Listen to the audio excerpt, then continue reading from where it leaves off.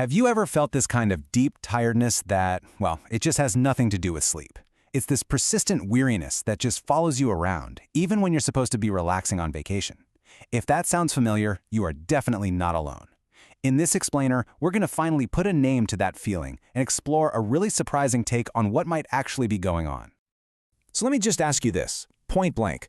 Are you tired in a way that a full 8 hours of sleep just doesn't seem to touch? If that question hits home, you're in exactly the right place. We are about to unpack a really powerful idea about why that might be. Okay, first up, we're going to get really specific about this particular kind of exhaustion. But more importantly, we're going to introduce a completely different way of thinking about what that feeling might actually be trying to tell you. So does any of this ring a bell? This isn't that good, satisfying tired you feel after a long hike. No, this is a weariness that just sticks around. It might lift for a little while when you're on a trip or starting a cool new project, but it always comes creeping back. And here's the weirdest part. It actually gets worse when you finally have a moment to rest, right? And it brings this nagging guilt with it, like you've got no right to feel this way at all. Now, here's where things get really interesting. The core idea from our source material is that this isn't some simple energy crisis, like your phone's on low battery. It's more like an engine where all the parts are grinding against each other. A system that's basically at war with itself, just burning a massive amount of fuel to stay in one place. And this leads to such a powerful shift in perspective. What if this exhaustion isn't a personal failure? What if it's not a bug, but a feature? A perfectly sane signal from a deeper part of you, an intelligence that's trying to let you know that the way you're operating is just fundamentally out of sync. So, what's causing all this internal friction, this grinding of the gears? Well, that brings us to our next section, where we're going to explore this concept called the unseen inner machinery. So what is this machinery? It's basically all the stuff running in the background of your mind 24/7. It's that constant self-monitoring, the endless rehearsing of conversations that might never happen, the relitigating of stuff that happened years ago. It's all the automatic programming that dictates so much of your experience before you're even consciously aware of it. Now, this is a really challenging idea, so stick with me. We like to believe we are the author of our thoughts, but think about it. Can you actually predict what your very next thought will be? Or does it just pop into your head? The argument here is that most of what we call thinking is actually just us witnessing this stream of thoughts and then claiming ownership after the fact. And get this, the machinery isn't just in your head, it's literally in your body. Early life experiences, especially the overwhelming ones, get encoded into our nervous system. This isn't a story you can recall. It's what they call an implicit memory. It shows up as a tight jaw, or chronically hunched shoulders, or completely disproportionate reaction to hearing a raised voice. Your body is basically running old survival software.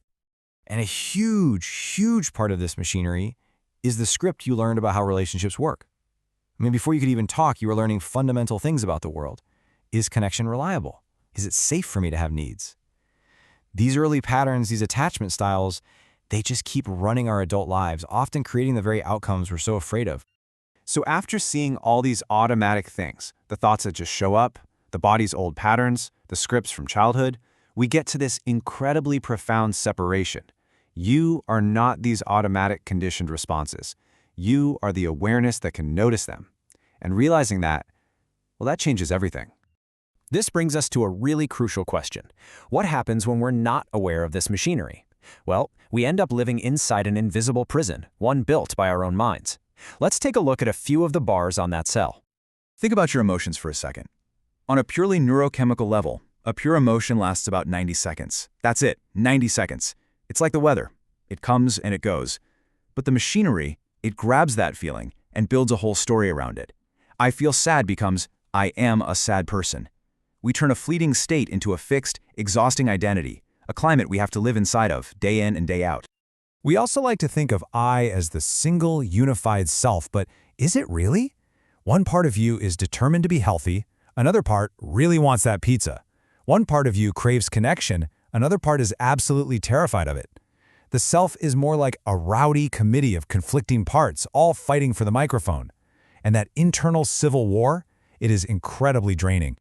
And finally, we think we see other people clearly, as if we're looking through a clean window. But most of the time, we're actually just looking in a mirror. We project our own fears, our own hopes, our own unowned parts right onto them.